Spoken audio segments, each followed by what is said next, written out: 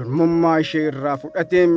Isheenis yeroo inni ishee qabum baay'ee waan ishee dhukkubaa tureef seenaa jaalalaam seenaa baay'ee garaa nama nyaatu kanaam hangadhuma obsaan dhaggeeffadhaam.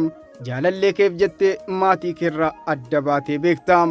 Addunyaa jaalalaa keessatti namoota hunda ta'uudhaa baatus namoonni muraasni nama jaallataniif aarsaa guddaa kaffaluum. Darbee darbee namootuma aarsaa kaffalaniif sanaan yeroon itti miidhamanis ni jiraam. Dhugaan ati eegdeem gaafa duudaa sitti gatum jireenya kee jiraachuuf amilee dhabdaam. Kuftee miidhamaafim jireenya namni siif hin hubanne jiraattaam. Seenaan intala kanaas baay'ee garaa nama nyaataam. Suuraan ani fayyadame kun garuum kan intala kanaa osoo hin taaneem suuraa biraan fayyadameem. Maqaan ishee Urjii Kadir jedhamtiim.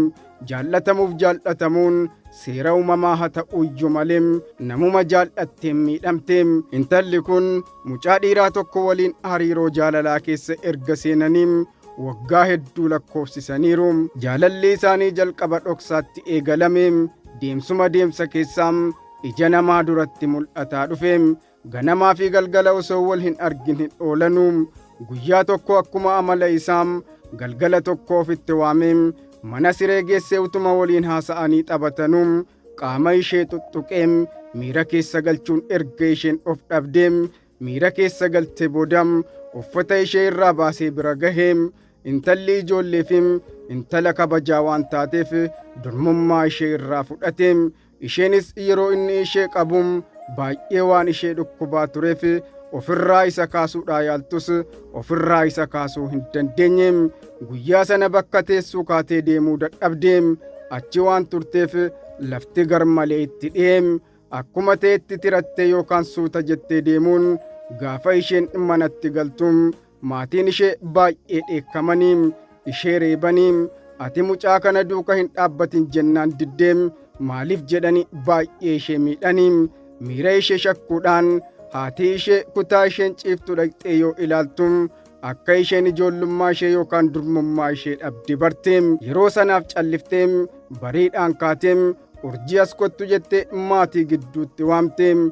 Isheenis ni dhufteem. Abbaan ishee bakka jiru ol utaalee ka'eem kaballaadhaan lafatti ishee qabeem. Obbolaan ishee hundumtuum achitti dabareedhaan ishee reebaniim. Miira aarii guddaadhaan abbaan ishee mana koonaaf gadhiisii bahii ittiin jedheem.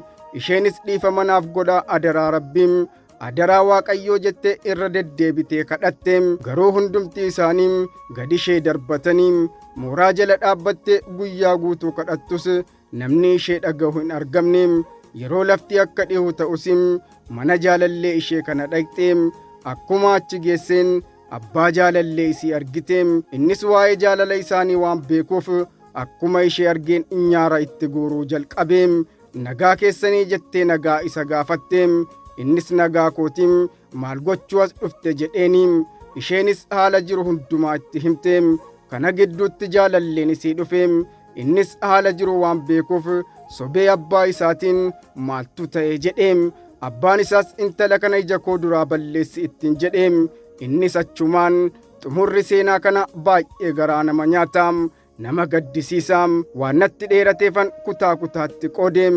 Kutaa itti aanuuf koomantii jalatti kutaa lammaffaa jedhaatiin naaf barreessaam. Yaada keessan naaf qooduu hin dagatinaam. Anis yaada keessan irratti hundaa'een itti fufaam. An Abdussalaam Araarsaan tureem. Nagaa naaf ta'aam.